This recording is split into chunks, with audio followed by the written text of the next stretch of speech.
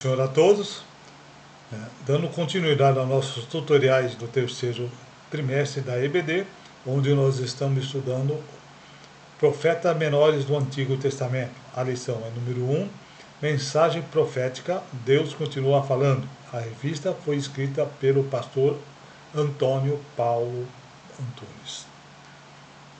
Nós estamos no tópico 3, a mensagem profética. O autor diz que a grande preocupação do profeta era transmitir fielmente a palavra que tinha recebido do Senhor e que permanece para sempre. Isaías 48. Seca-se a erva e cai a flor, porém a palavra do nosso Deus subsiste eternamente. Os profetas falam por meio de advertência e encorajamento concernente ao presente e futuro.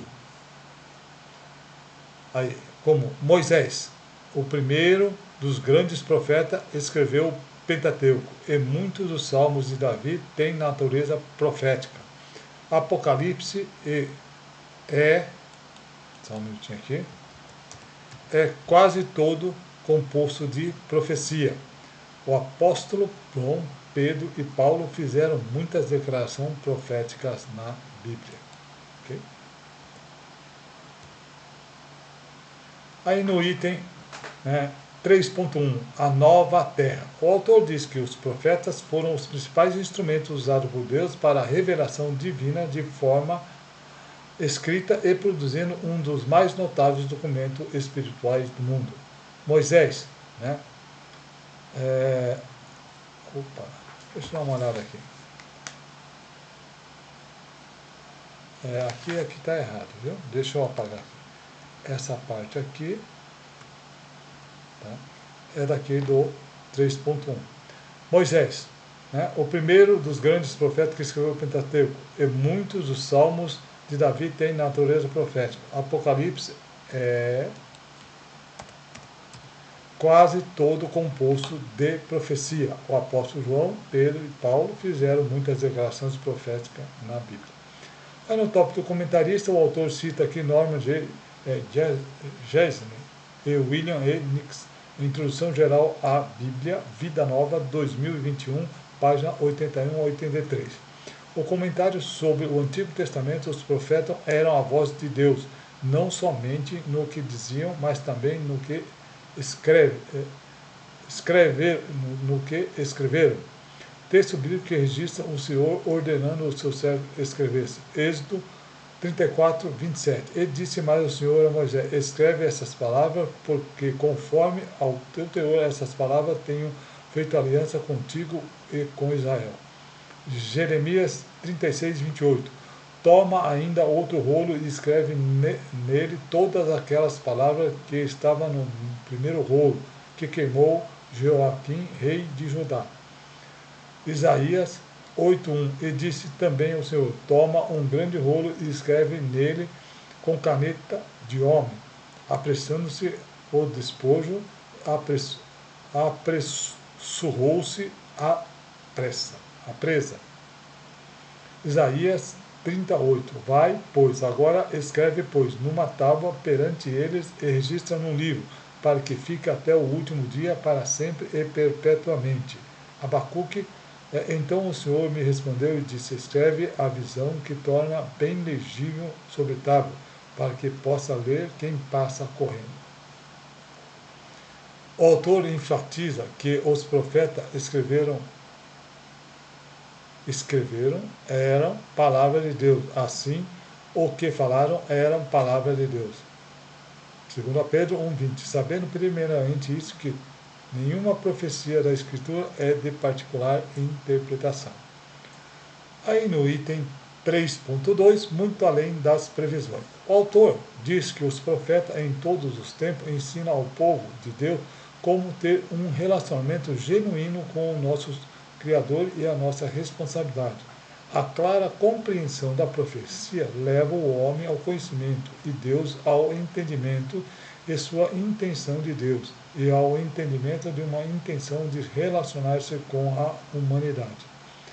Alguma vez aconselhava e confortava reis e liderança do povo, até traziam parte da missão dos profetas. muitos momentos desempenhavam um papel ativo como um estadista nos assuntos nacionais do seu povo. Exemplo disso é o ministério de Natã. Aí é 2 Samuel 7, de 1 a 7. E sucedeu que, estando o rei Davi em sua casa, e tendo o Senhor lhe dado descanso de todos os seus inimigos em redor, e disse ao rei, ao profeta Natã: Eis que eu moro em casa de cetro, e de arca de Deus mora dentro de cortina. E disse Natã ao rei: Vai e fazem tudo o que está no teu coração, porque o Senhor é contigo. Porém sucedeu que naquela mesma noite a palavra do Senhor veio a Natã dizendo: Vai e diz aos seus meus servos Davi, assim diz o Senhor: edificar-me-ás tu uma casa para a minha habitação? Porque em casa nenhuma habitarei desde que o dia em que fiz subir os filhos de Israel do Egito até ao dia de hoje. Mas andei em tenda e em tabernáculo. E em todo lugar que eu andei com todos os filhos de Israel, falei porventura alguma palavra ou alguma das tribos de Israel, a quem mandei apacentar-se o meu povo de Israel, dizendo: Por que não me edificais uma casa de cedro? Aí, 2 Samuel de 1 a 15, ó. Novamente, é muito longo, não vou ler, para que não tome tempo, não fique extenso o tutorial, tá? Aí de Isaías 19, 1 a 7. E aconteceu que, tendo Ezequias ouvido isso, rasgou a sua veste e cobriu de saco e entrou na casa do Senhor. Então enviou ele aqui um mordomo a Sebna, e o escrivão e os anciãos dos sacerdotes cobertos de saco ao profeta Isaías, filho de Amós. Eles disseram: Assim diz Ezequias, este dia é dia de angústia, de vituperação e de blasfêmia, porque os filhos chegaram ao parto e não há força para dar à luz. Bem, pode ser que o Senhor teu Deus ouça todas as palavras de Rabsaque, e a quem enviou o seu senhor ao rei da Síria para afrontar o Deus vivo e para vituperá-lo com as palavras do Senhor teu Deus tem ouvido. Fazem, pois, oração pelo restante que subiste. E os servos do rei Ezequiel foram a Isaías. Isaías lhe disse: Assim direi ao vosso Senhor, assim diz o Senhor, não temas a palavra que ouviste, com as quais os servos do rei da Síria me blasfemaram. E eis que porei nele um espírito, e ele ouvirá um rumor, e voltará para a sua terra, a espada o farei cair na sua terra. Bem, aí, 2 Reis 19, de 27 a 37. Da mesma forma, ela é muito grande o versículo, não vou ler aqui, que toma muito tempo do tutorial. Mais tarde, né, possa ser lido. Aí, 2 Reis, né, de 4 a 11. E sucedeu que, não havendo Isaías ainda saído do meio do pátio, veio a ele a palavra do Senhor, dizendo: Volta e diz a Ezequias, capitão do meu povo, assim diz o Senhor, o Deus de Davi, teu pai: ouvi a tua oração e vi as tuas lágrimas, e eis que sararei ao terceiro dia e subirá à casa do Senhor.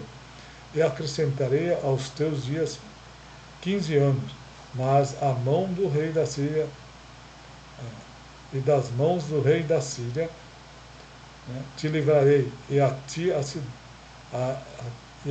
e a essa cidade, e ampararei essa cidade por amor de mim e por amor de Davi, meu servo.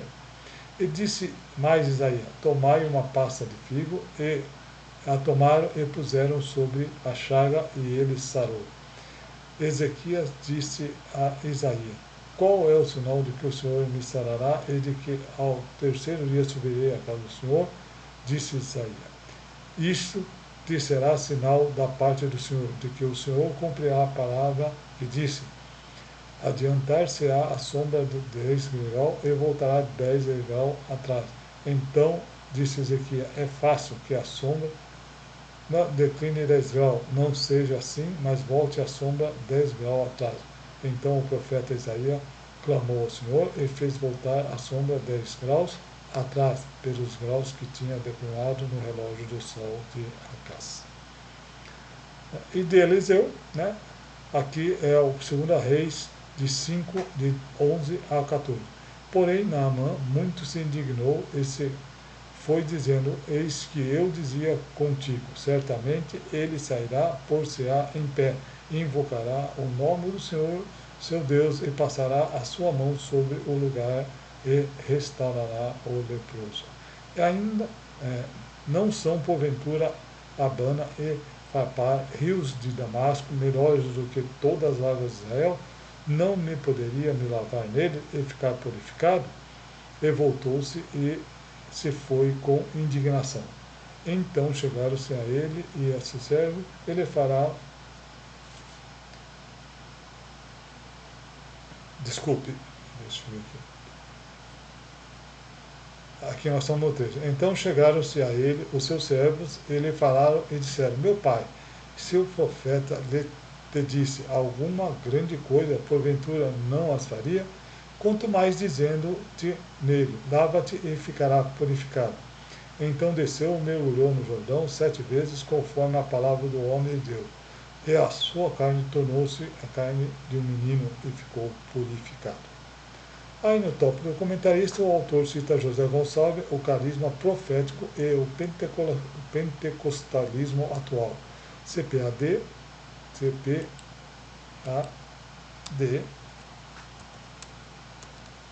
2021, página 87, que escreveu o carisma profético no contexto moral.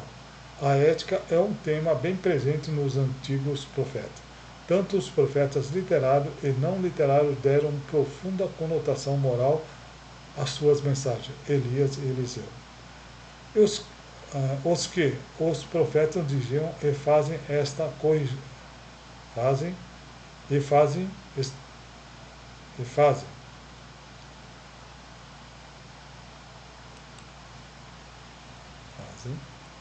corrigindo e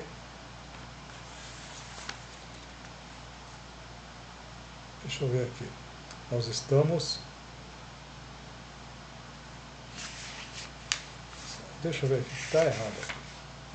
Estamos no 3.2. Nós estamos no tópico do comentarista.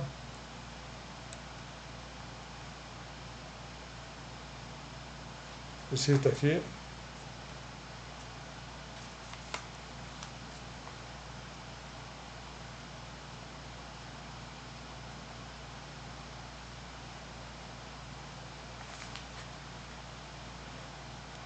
Os profetas diziam que faziam.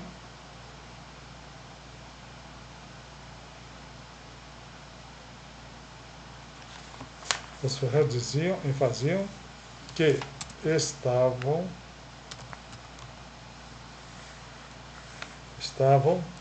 só um minutinho aqui,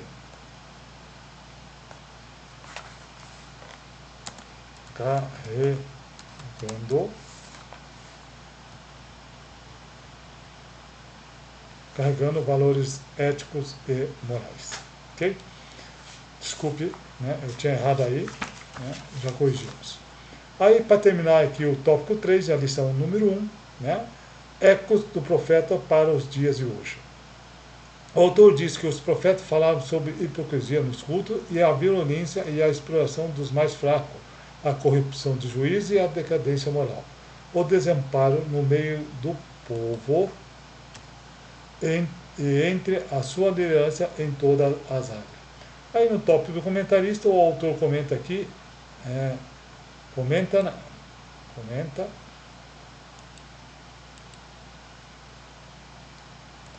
comenta Isaías, que escreveu sobre a generosidade imersão da moralidade nesses termos. Isaías, né, de 25, de 20 a 21. Ai que ao mal chamam bem e ao bem mal, que fazem das trevas luz e das luzes treva, e fazem do amargo doce e do doce amargo. Ai que são sábios e os seus próprios olhos e prudentes diante de si mesmo. né? Então aqui,